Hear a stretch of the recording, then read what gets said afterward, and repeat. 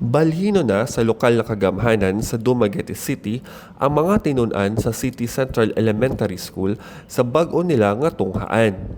Ang anhing Cittadini School sa Barangay Kalindagan ang himuong bag-ong CCES.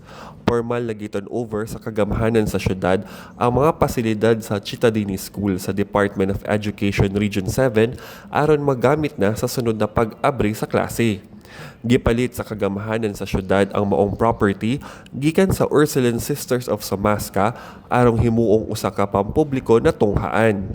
Dili na maayo sa mga tinun-an ang karaang lokasyon sa CCES sa may City Hall tungod sa gamayng classrooms, huot na traffic ug daghang tawo na mohimo og transaksyon sa City Hall na makadistract sa ilang pagtuon. Mipasalamat si DepEd 7 Regional Director Dr. Salustiano Jimenez sa kagamhanan sa syudad sa ilang gibuhat na makaayo sa mga tinun-an. We see to it that the basic education that's been produced by the Department of Education shall also be that quality.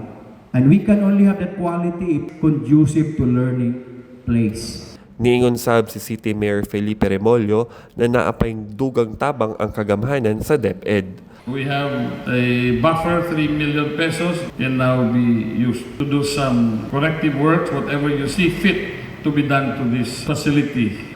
Gikan sa Dumaguete City, kini si Roy Lamotan sa PIA alang sa MBCV.